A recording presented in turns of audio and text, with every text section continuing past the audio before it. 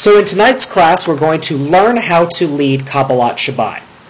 Now, what I've provided in the One Shul archive, if you click on the library, the first listing, it should be the first listing if you're watching this sometime around March 28th of 2012. The first listing is the Cantor's Kabbalat Shabbat. Now, the reason why it's called the Cantor's Kabbalat Shabbat, this is the sort of seed of a book that we're going to write, and the book is going to come out in about 6 months. It's called Shabbat the Easy Way, which is a book about how to lead Shabbat services, both evening and morning, afternoon services, as well as Havdalah, and all of the things that kind of go into a communal Shabbat experience. Now, this isn't the full book. This is just one piece of the book, and it's not even completed in and of itself. But this is sort of like the shareware version. Back in the old days of software, you would get a little small piece of a software, and it was called shareware. So this is sort of like the shareware version.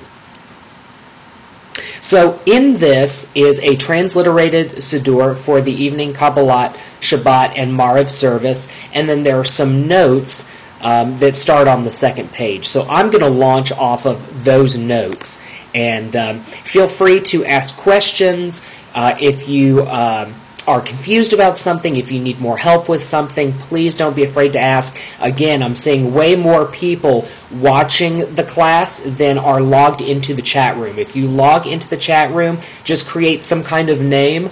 You will be able to ask questions and to be way more involved than you will just looking at the viewing screen.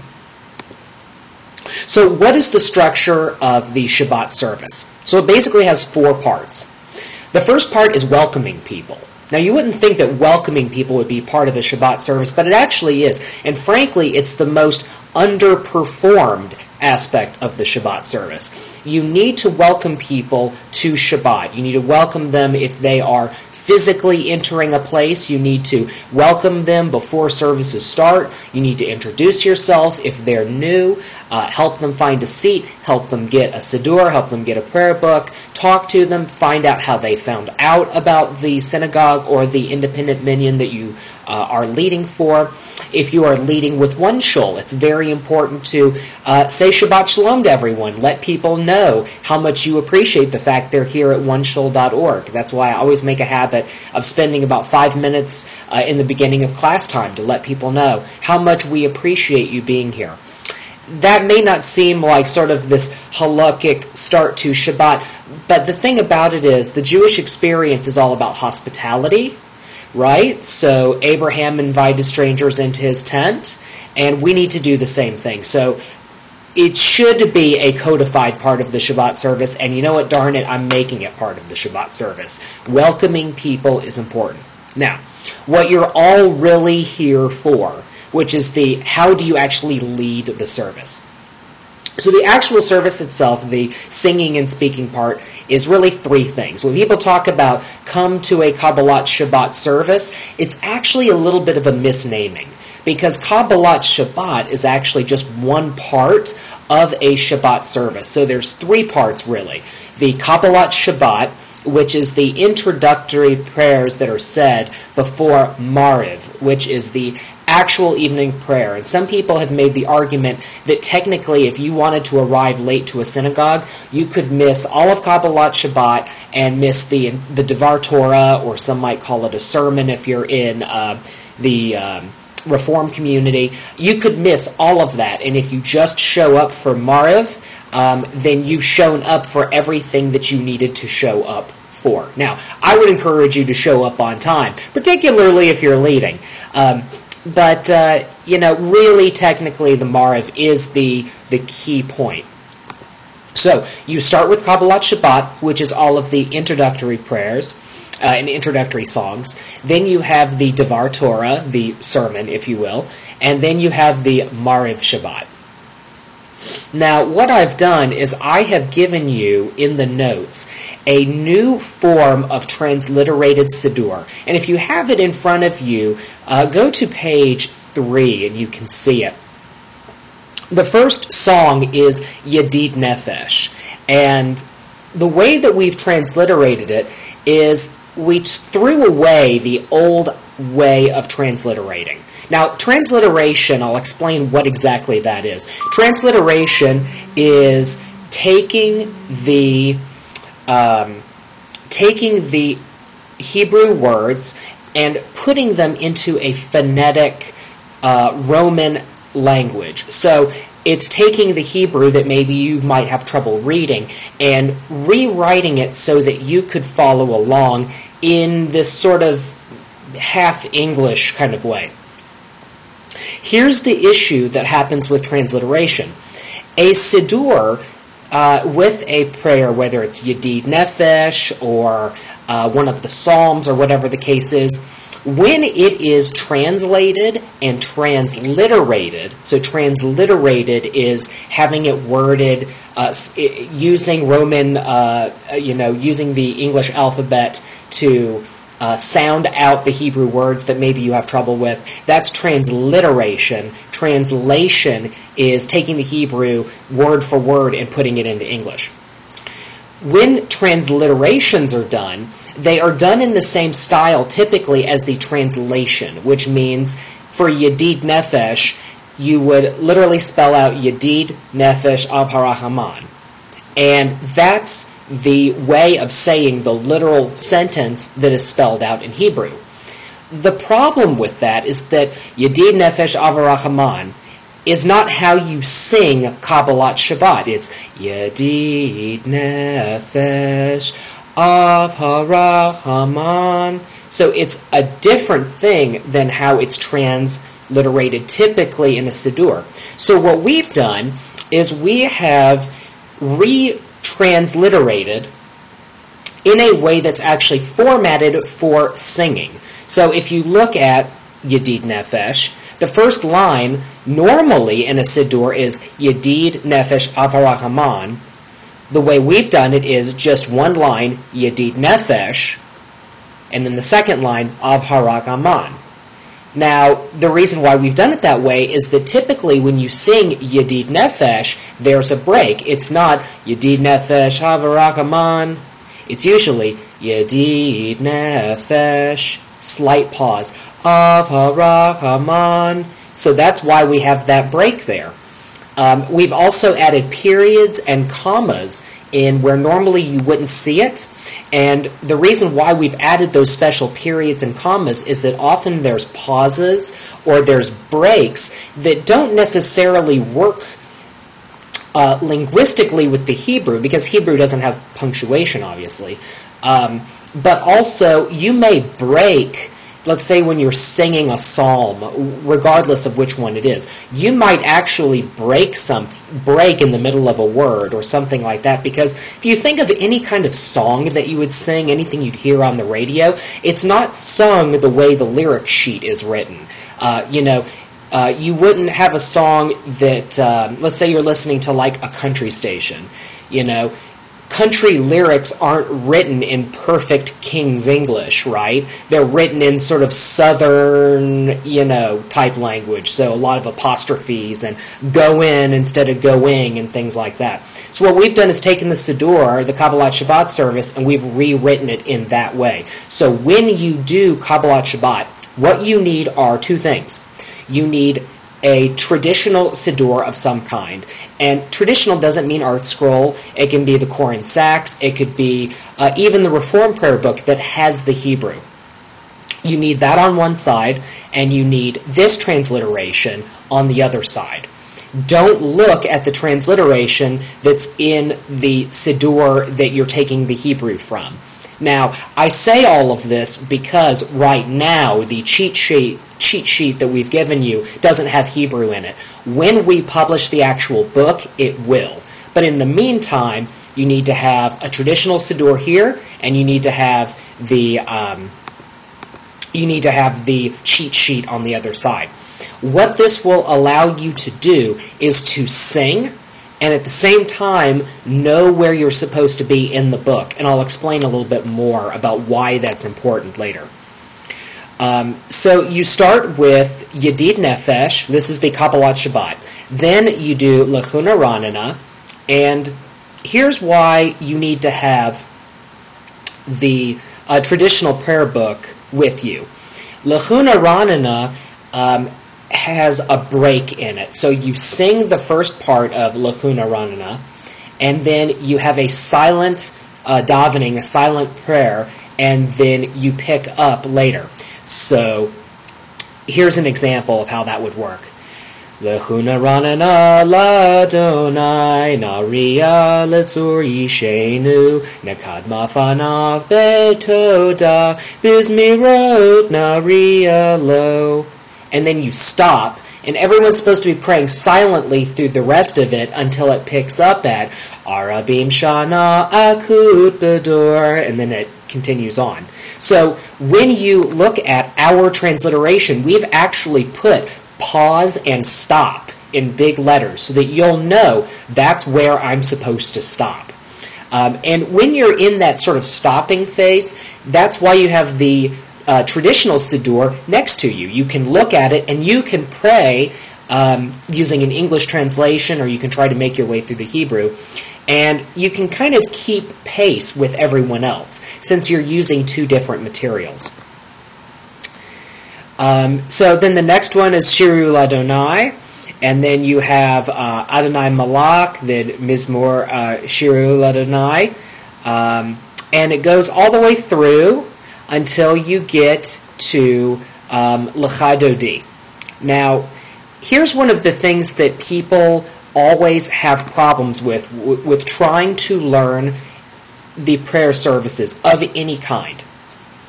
You have several issues. The first is people having trouble with Hebrew. Well, we've tried to help you with that with this transliteration.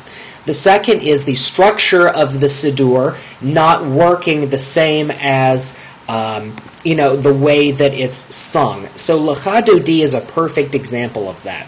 Lecha Dodi is a song in a very traditional sense. It has a verse and it has a chorus.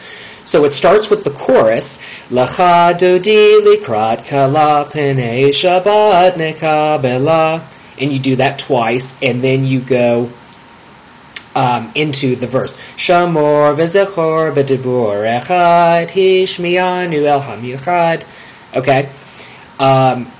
The way that we've structured it, it can work with just about any melody. So there's different ways of singing Lecha Dodi, and so people get mixed up. They're like, oh, what is the right way to sing Lecha Dodi? What is the right melody?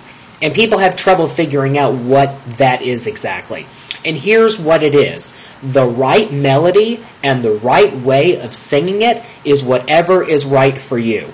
So I'm going to pull up a little example here of how that works. Okay, so this is Lecha Dodi, and this is 3 versions of Lecha Dodi. So you have a Chabad version, Lecha Dodi likras koela penei Shabbos nekaboila. Okay, so that's one way of doing it. It's a Yiddish inflected, old world sort of style. In the Reform movement, you might have a melody like, let's see, let me get one in my head here. Lecha Dodi likrat kala penei Shabbat nekabala. That's another way. Here's a really interesting one. This is from the Ugandan Jews, the Abe Udaya.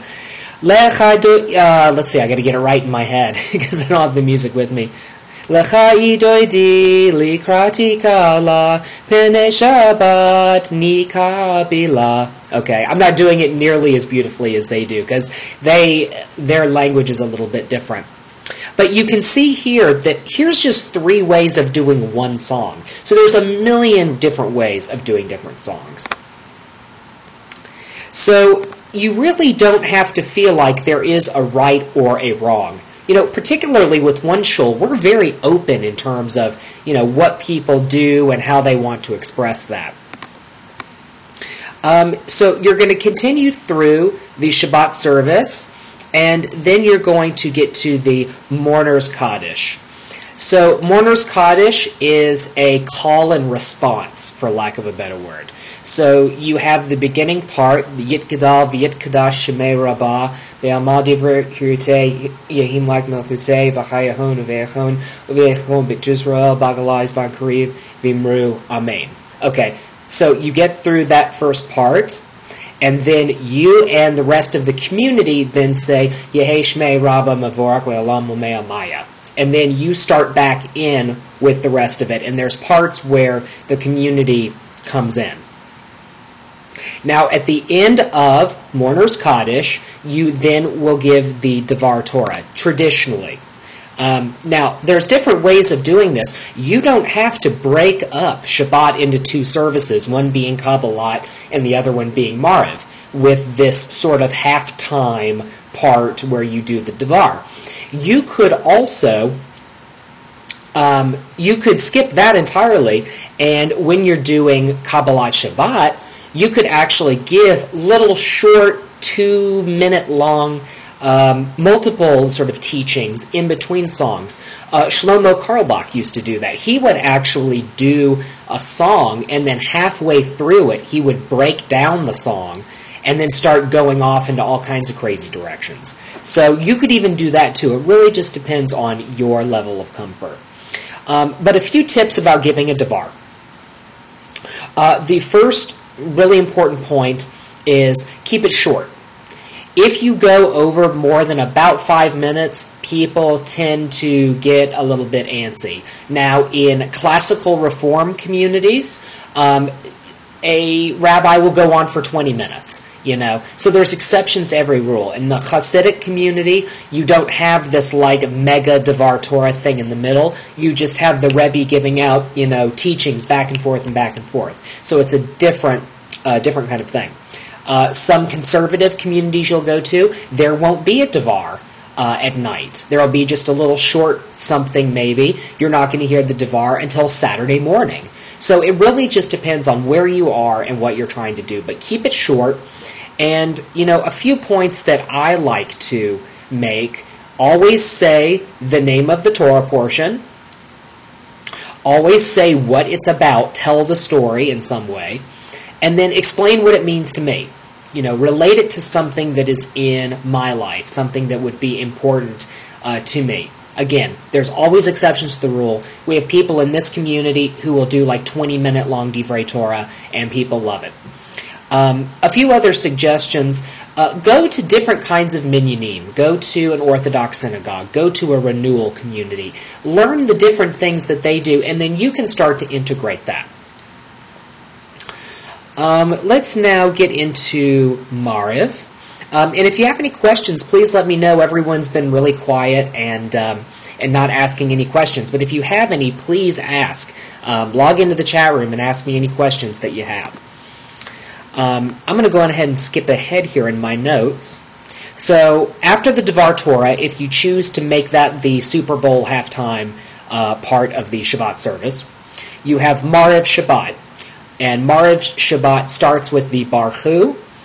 And the Barhu is basically like the call to prayer. And the way that it works is that it connects you and the community. So you say the initial Barhu, Barhu et Adonai HaMevorach. Then the community says Baruch Adonai HaMevorach Le'olam Va'ed. And then you repeat that again. It's just like giving an aliyah. And Shulchan Aruch, the Code of Jewish Law, actually explains that the reason why you repeat what the community says is because you are actually a part of the community.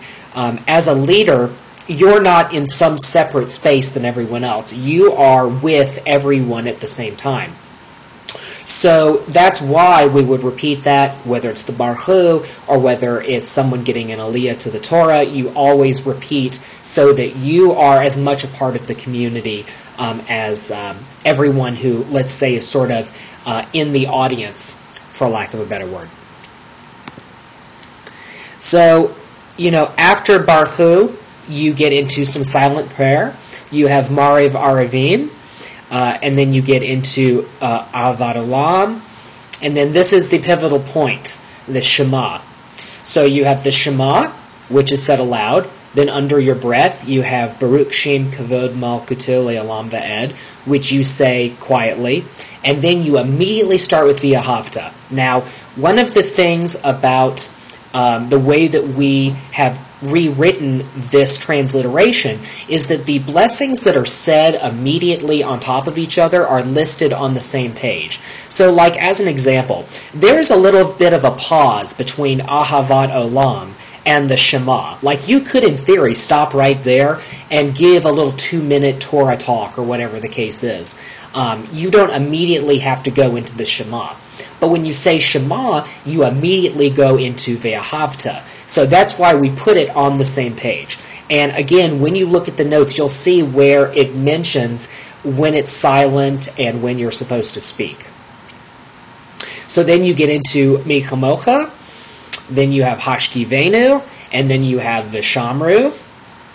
Then you have the Hatzi Kaddish, and then the silent Amida. So the reader starts silently and then reads aloud when you reach the point in the service that it's time to speak. Again, this is why you want to have the traditional Siddur next to you so that you can follow along with everyone else. Now, that's going to change when we've written the full book, but in this time now, it's important that you have a Siddur next to you.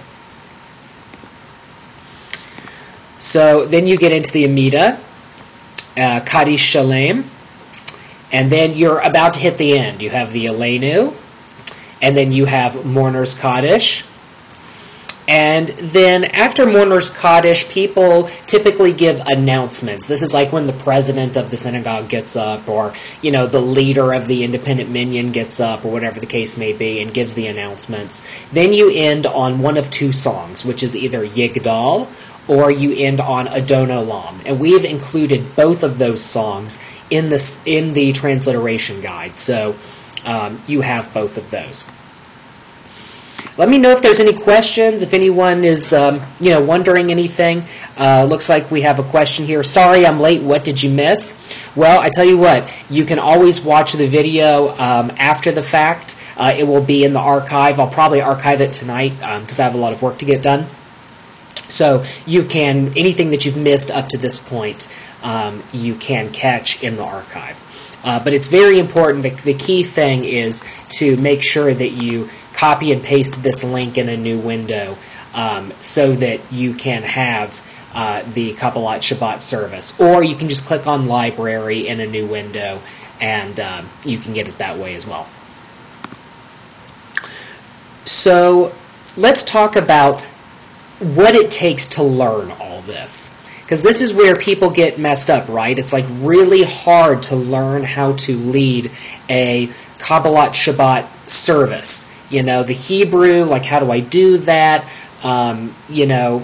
It sounds so tough and all of that. So I'm going to explain how to get through that. Looks like we have another question from Rivka Raven, who I'm so excited is with us. Rivka Raven does Steampunk Torah, which is a Midrash series using the steampunk genre of fiction, and we love everything that Rivka Raven writes. So, and we don't get to see her at One Shul very often, so it's very exciting to see her. So her question is it okay with One Shul to adapt the service a little, i.e. do a little guided meditation, etc.? Of course, absolutely. You can do whatever you want.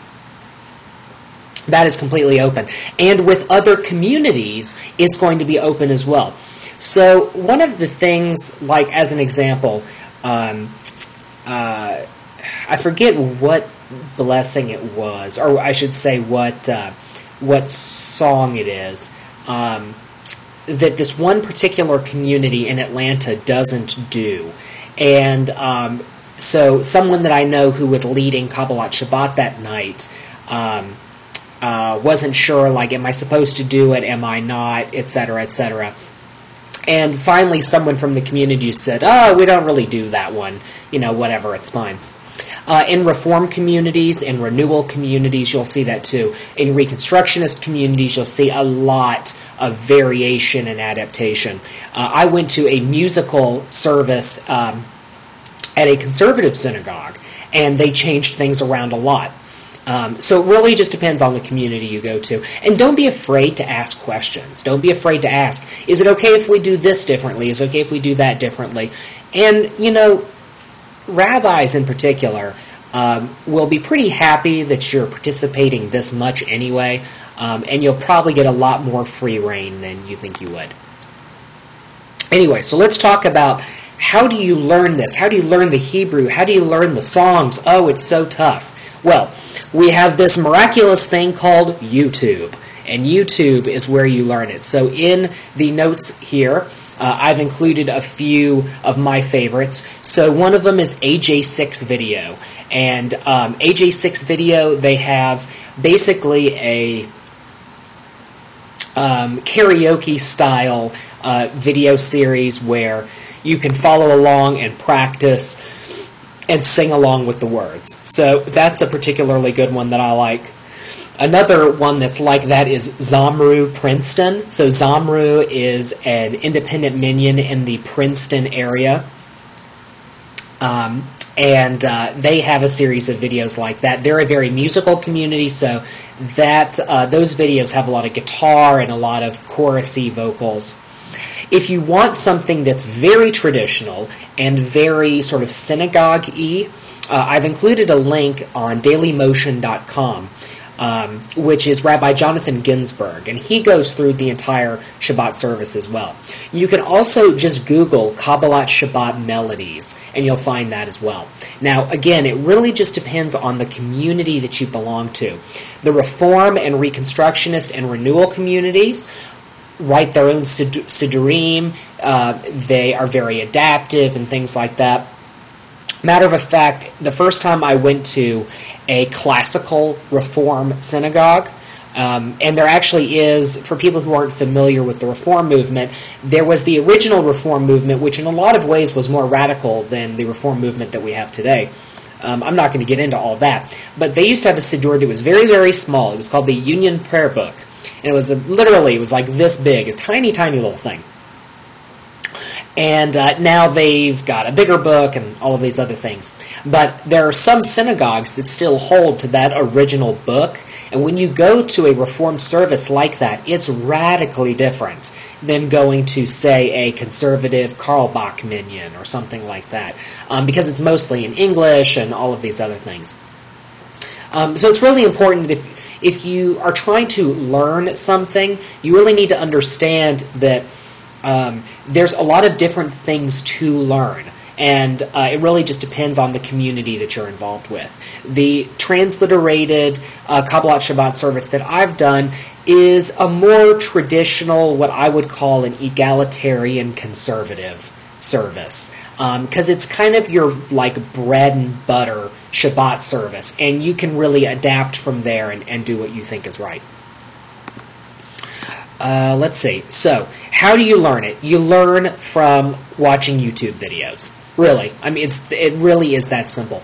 There's another option as well, which is SidurAudio.com. Again, these are all in the notes. They're in the library. Siddur Audio is fantastic. You can download the Shabbat service. You can listen to it over and over and over again. And if you have the transliteration sheets that we have here, and you follow along that way, that can help you as well. Because when I was transliterating, I had Siddur Sim Shalom, which is the conservative Siddur. I had One Shul's Siddur.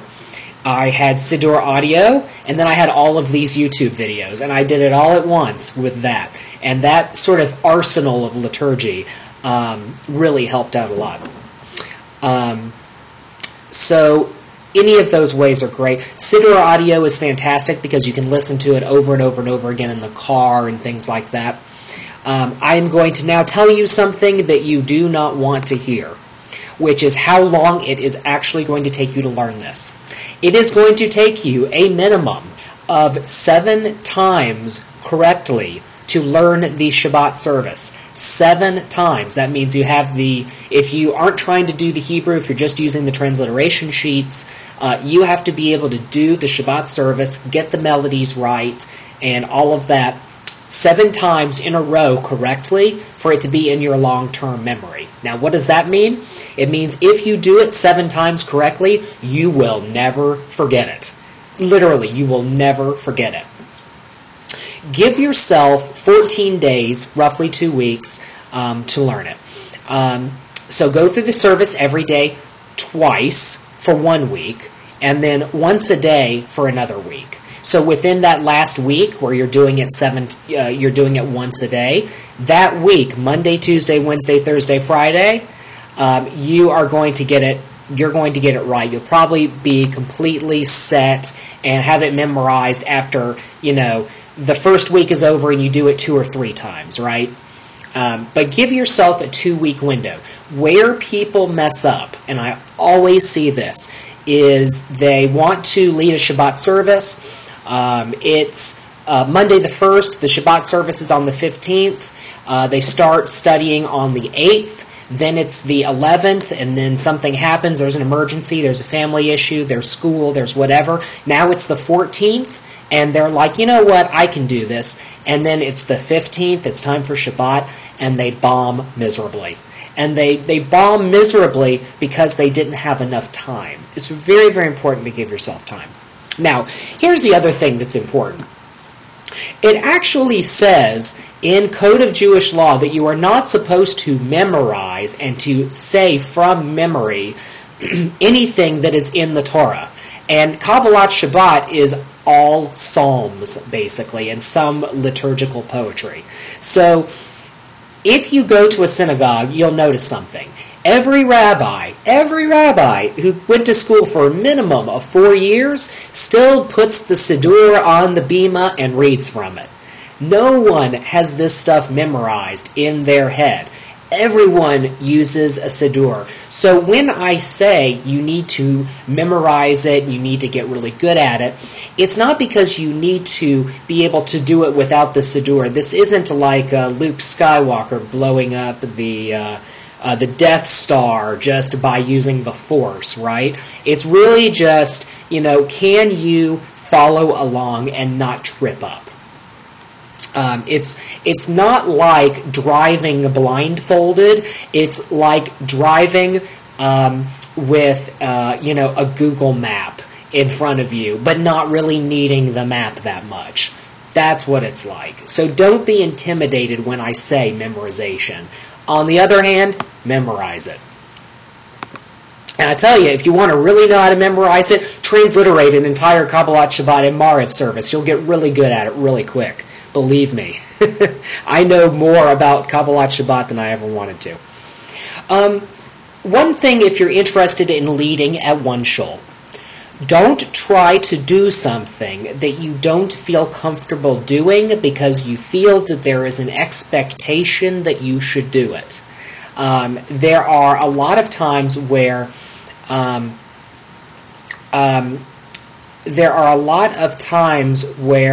people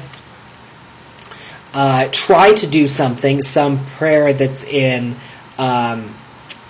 some psalm, let's say, or something like that that's really long, or like a full Amida or something like that, and they just can't do it. It's just too tough. And that's a lot to put on yourself. So, you know what? If you're at one shul and you can't do that, then, try something else, and that's okay. Paul Elbert actually corrected me. I misspoke when I said the Psalms are the Torah. The Psalms are not in the Torah. They're actually in the Tanakh. The actual halacha is, I'm pretty sure the halacha is actually you're not supposed to repeat anything that is in the Torah. I would probably argue because it talks about other brachas other than the songs that are in the Psalms. It's talking about like an aliyah and all these other things, that it's probably one and the same. But you're absolutely correct. I misspoke. Just slip of the mind. So let's see. So again, you have the ultimate cheat sheet. You have a Siddur and you have this transliteration sheet. So you can get through it. And if you have the freedom to do so, feel free to change things up, to do things in different, unusual ways. and make yourself comfortable with it. And, last but not least, really, YouTube is your friend. That's really where you want to do your initial work, and then Siddur audio. Now, my hope is that in the future we will actually have our own version of this, which will be, a DVD or something on iTunes that would be free that people could download. I just need someone who has a more cantoral voice than I do to help with that. So if you're interested in participating in that, send me an email. We'll work something out to help you record that, because that's something I'd really like for the community to have here. It's just we're so busy with so many things that it's hard for us to do everything at once. So I'm going to have a sip of water here, and just want to see if anyone has any questions or anything like that. We've got 15 minutes left over, and I'd love to answer any questions that you have. I have some announcements that I need to make at the end of class that pertain not just to this class, but to other classes coming up. So I'll give you a minute to type if you have any questions.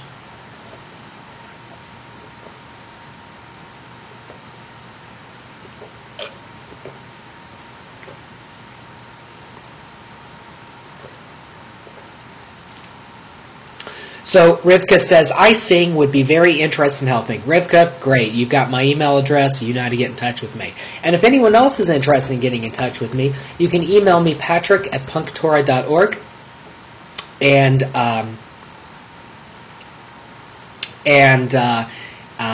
we can get in touch that way. So Rivka has an awkward question. Well, I'm an awkward person, so that works out well.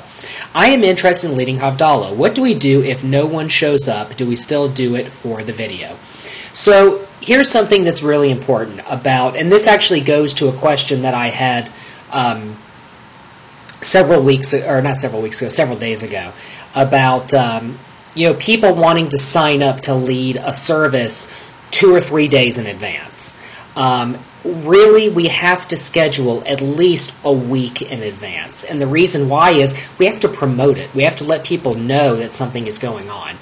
You generally don't throw a party in your home, 2 days in advance, right? You give it a week or two at least, right? It's the same thing with the internet. People have a misconception that because one shul operates online, that we don't have a lot of the same issues that brick-and-mortar synagogues do. And we do. We have to communicate with people. We have to let them know when services are, when classes are, things like that. If we have the time to promote it and to do it, people will show up. So that's one way of answering the question. The second is, what if no one shows up? Do we still do the video for it? People will show up. And yes, you still do the video for it. If no one shows up to a lecture that you're giving or a Shabbat service you're doing in a synagogue, do you just kind of sit around and then give up after 5 minutes? No, you wouldn't. You would wait until people came. And if people didn't come, then you leave. But we have this additional responsibility, which is that we make these videos. And it's important for people to understand, tonight we have 16 people who are with us. When this video posts, we will get probably 150 views in 2 days. So it's not that you are doing a class or a service just for the, let's say, 2 people who show up. Let's make it really bad. Let's say like 1 person shows up and that's your mother or something like that, right? Let's come up with like the craziest thing possible. Now, more likely than not, it's going to be my mother, because my mom comes to everything. As a matter of fact, she's in the chat room right now. My mom saved the day today. My mom and dad saved the day.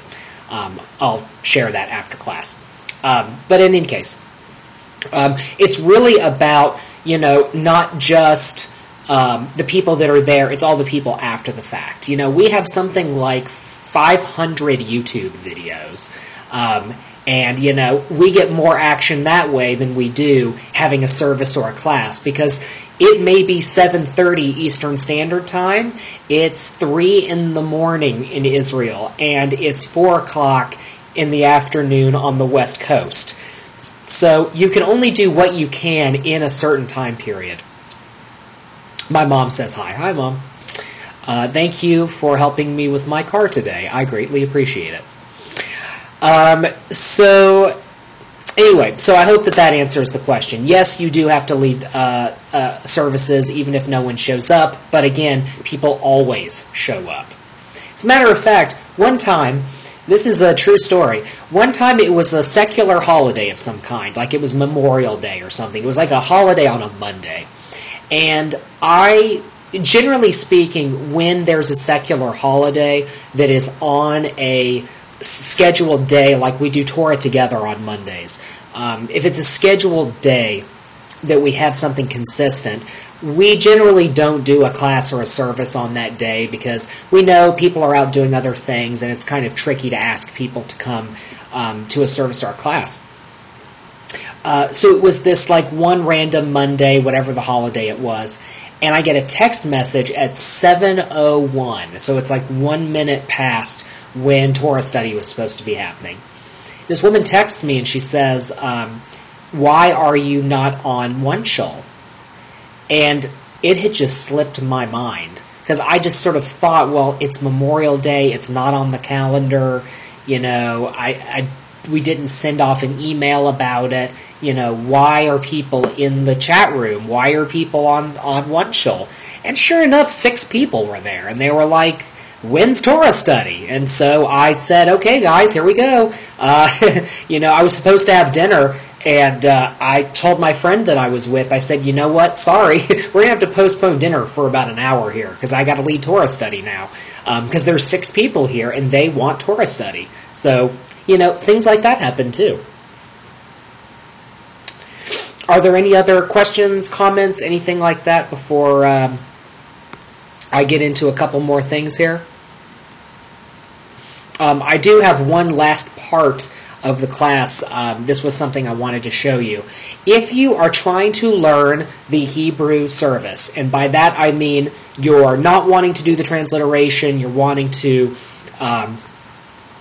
just do the Hebrew, or you don't want to use our new transliteration sheets, it's too complicated for you, you just want one book, here's the way, or if you love a particular siddur, here is a technique you can use that is so simple it's ridiculous. This is called the dash mark method. So I've transliterated part of Lecha Dodi. So let's say you were using transliteration, or you can just pretend this is Hebrew. So if you were to read this and you didn't have the melody in your head, or you had some kind of trouble with it, you would probably read Lecha Dodi Likrat Kala Pnei Shabbat Kabbalat. That doesn't tell you anything, right? So what you do is you photocopy the siddur, and then you take a red pen, and you actually mark a space. I suggest using a vertical line. So, Lecha Dodi, pause, Likrat Kala, pause, Pnei Shabbat, pause, Nekabela. Okay? Or you can make little notes, like Yadadai is one of the little notes I made here. So, Lecha Dodi Likrat Kala Yadadai Yadadai Yadadai Pnei Shabbat Nekabela. Okay? So it's a really easy way to have the siddur make more sense to you.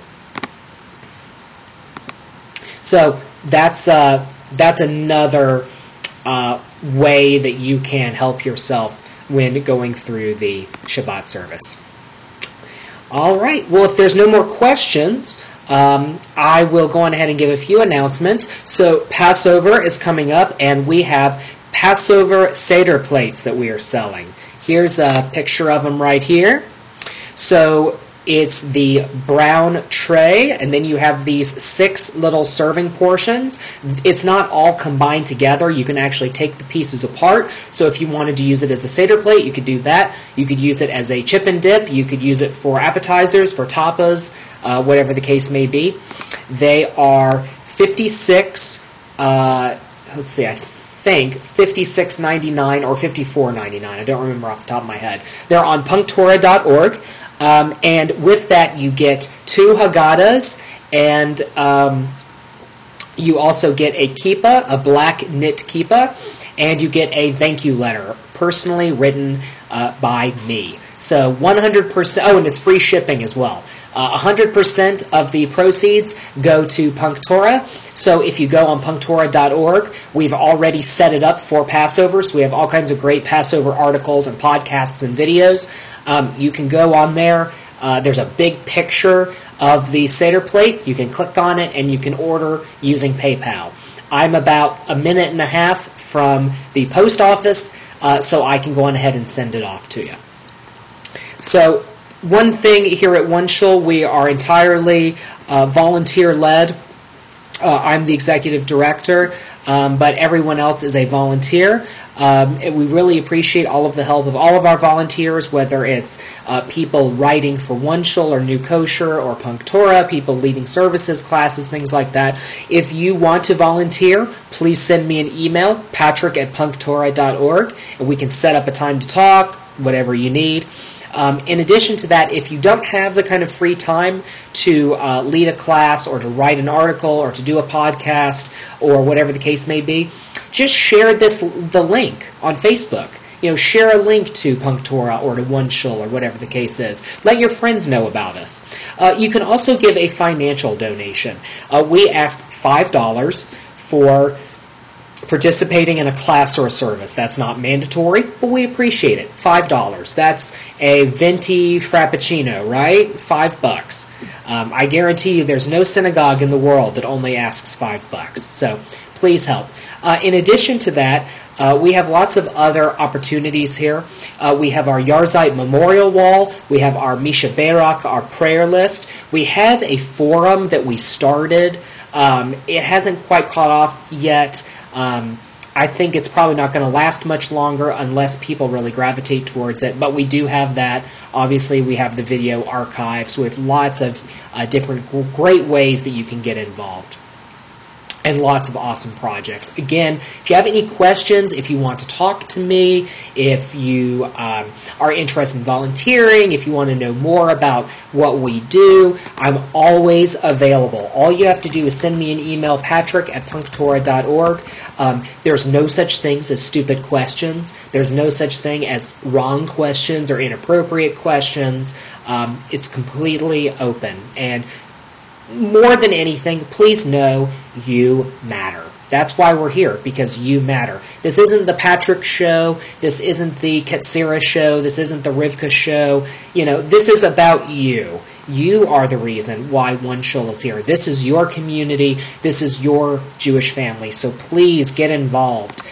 This isn't a passive experience. This is an active, thriving community all around the world. And you're a part of it just by being here. Even if you're watching this video after the fact, if it's 5 years from now, hey, you're a part of the community. Welcome. Real quick, I'm going to give some announcements about events that are coming up. So Monday the 2nd, we have Torah Together. That's our online Torah study. It's going to be at 7 o'clock. Wednesday the 4th, we have a really interesting class. Was Moses really that great? It's an interesting question. We think of Moses, he was the greatest, prophet to come out of Israel, right? Well, he didn't actually come out of Israel, but to be a part of, the peoplehood. Why would you say that Moses isn't that great? That sounds kind of rough, right? Well, there's an interesting perspective on Moses, that he maybe wasn't that special, and that what really, made Moses who he became, which ended up being great, was his circumstances. And it asks some really interesting questions about what does it mean to be an outlier? What does it mean to be, extraordinary or special? Is it something that's innate in us? Does God choose us to be great, or does God instill us with greatness and then we act out our greatness? Or perhaps are we just in the right place at the right time? So those are the kinds of questions that we're going to ask on next Wednesday's class. If you live in the Atlanta area, Friday, April 6th, we're going to have a first night Seder. So this is not a broadcasted event. This is something physically happening in East Atlanta off Glenwood Avenue. And if you'd like to come to that, we'd love to have you. It's free. We ask that you bring a potluck dessert, kosher for Passover dessert, or a bottle of kosher for Passover wine to share with the group. So that'll be at 7 o'clock in East Atlanta. The address is private. If you sign up on Facebook or you send me an email to RSVP, then you'll get the address that way. Friends are welcome, kids are welcome, spouses, partners, dates, whatever the case may be. And we'd love to have you. So, once again, thank you so much for coming to One Shul. Send me an email if you have any questions. And, hey, now you all know how to lead Kabbalat Shabbat. So, there were 17 people here tonight. I expect 17 new Kabbalat Shabbat leaders. Thanks so much, and have a wonderful, wonderful evening.